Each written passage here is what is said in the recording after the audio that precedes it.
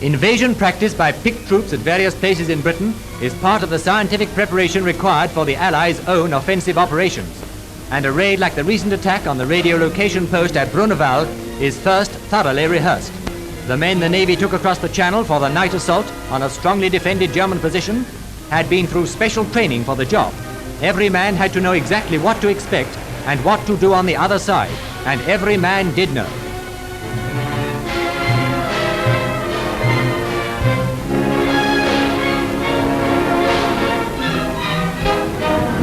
It was the same with the paratroops ferried over by the Royal Air Force. They waited overhead for the word to jump, while the naval invasion craft and their escorts were approaching the enemy-occupied coast of northern France.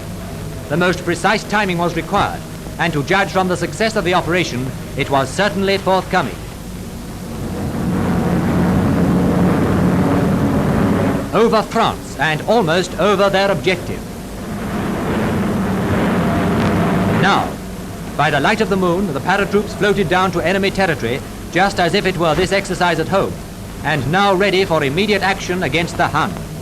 Accurate planning and perfect execution by the Royal Air Force put them down in the right spot, and then the first British paratroops to raid the enemy in France got cracking.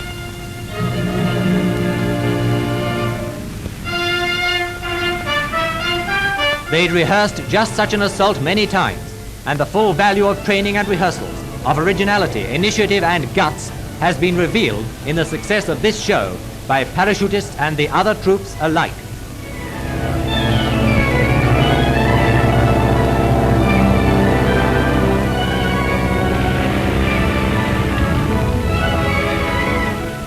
And after the show was over, a matter of a couple of hours only, the return to the ships. We suffered only very light casualties. Actual pictures of the homecoming, these. Discussing the operation, on the deck of one of the vessels are the commander in charge of the naval forces, and on the right, the officer commanding the land operations, a former businessman. More of the troops coming away, not entirely empty-handed either, for they brought with them a number of German prisoners. It certainly must have been an unpleasant surprise to be grabbed in the middle of the night and carried away captive. And Bruneval wasn't our first unpleasant surprise of this sort for the Nazis. Remember the raid on the Lofoten Islands off the Norwegian coast. The surprise was complete, and complete too was the destruction of this valuable source of fish oil to Germany.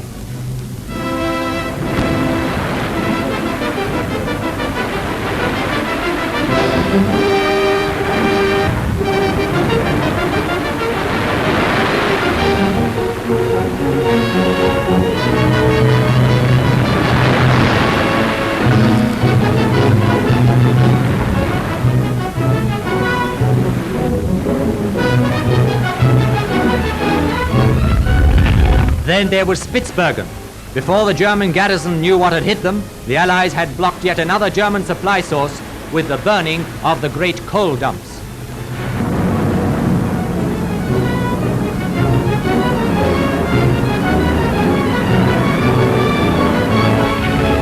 The commandos struck again on the island of Vauxhall. When they left their objective, they'd smash the German output for months to come. And more recently, the commandos dropped in on Boulogne. The new spirit of attack is sweeping through the Allied forces. Keep the Axis guessing is the slogan today. From now on, let them wonder where next.